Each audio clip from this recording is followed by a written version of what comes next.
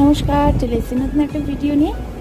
এই যে এরা দুজন সকাল হলেই ঘুম ভাঙাতে চলে আসে ঝুড়ি ভাজা খাওয়ার জন্য।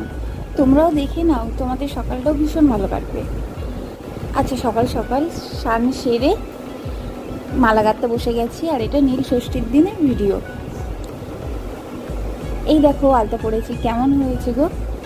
নিশ্চয়ই খুব বাজে হয়েছে। আর এই দেখো না, সব কিছুই জোগাড় করেছি মোটামুটি, বাতি ধূপ সব কিছু ছিল। মাটির প্রদীপটা বানাতে একদম ভুলে গেছি।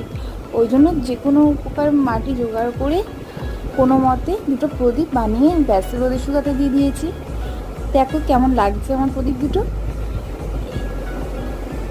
ভালো হয়েছে না?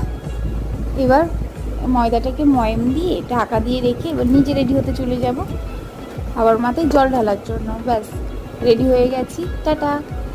এবার যাবো জলটা ঢালতে। চলে এসেছি জল ঢেলে। এমনি দেখতেই পাচ্ছ খাবার জোগাড় শুরু হয়ে গেছে।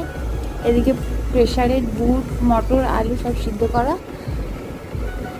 কড়া চাপিয়ে দিয়েছি, দিয়ে তেলে তার ফোড়নে তেজপাতা শুকনো লঙ্কা গোটা জিরে যা যা দেয় দিয়ে সব কিছু দিয়ে আদা কোড়া টমেটো এক এক করে গুঁড়ো মশলাগুলো দিয়ে একটু সামান্য জল দিয়ে ভালো করে কষিয়ে নিতে হবে। নিলেই ব্যাস অর্ধেকের বেশি কাজ শেষ। এবার আর কিচ্ছু নয়, মটর আর আলু সিদ্ধ করা ওই জল শুদ্ধ, ভালো জল দিয়েছিলাম তো ওটা শুদ্ধ ঢেলে দিয়ে পরিমাণ মতো নুনটা চেক করে আর একটু গরম মশলা দিয়ে নামিয়ে নিলেই ব্যাস রেডি আমাদের ঘুগনি। লুচি ঘুগনি রেডি হয়ে গেছে, আমরাও লাঞ্চটা করে নিই। তোমরা ষষ্ঠীর দিন কে কী লাঞ্চ করেছো অবশ্যই জানাবে কিন্তু। তাহলে আজকের মতো টাটা।